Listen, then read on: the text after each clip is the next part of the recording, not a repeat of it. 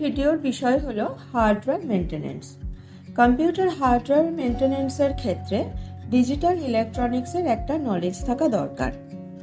হার্ডওয়্যারের ক্ষেত্রে কম্পিউটারের পার্টসের সাথে খুব ভালো পরিচয় হওয়া উচিত, যেমন processor, RAM, motherboard, hard disk, SMPS ইত্যাদি।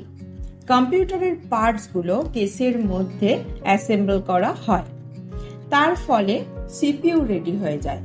সিপিইউ হলো সেন্ট্রাল প্রসেসিং ইউনিট।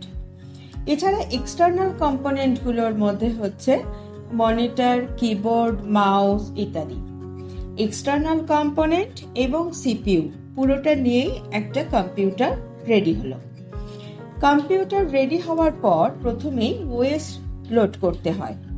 খুব জনপ্রিয় ওএস হলো উইন্ডোজ। ওএস লোড করার পর কম্পোনেন্টের জন্য ড্রাইভার ইনস্টল করতে হয়।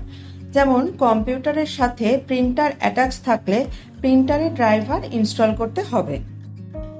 তারপরে কোনো স্পেসিফিক প্রয়োজন অনুযায়ী অ্যাপ্লিকেশন সফটওয়্যারগুলো ইনস্টল করা যেতে পারে, যেরকম ওয়ার্ড, এক্সেল, এই সমস্ত অফিস প্যাকেজের জন্য মাইক্রোসফট অফিস ইউজ করা যেতে পারে।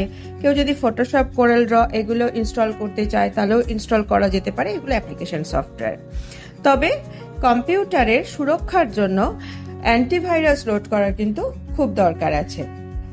এই ভিডিওতে আমরা যে সমস্ত বিষয়গুলো নিয়ে আজকে আলোচনা করলাম সেগুলো যদি তোমরা খুব ভালো মতো নলেজ করতে পারো তাহলে কিন্তু হার্ডওয়্যার মেনটেন্যান্সের জব পেতে তোমাদের খুব সুবিধে হবে।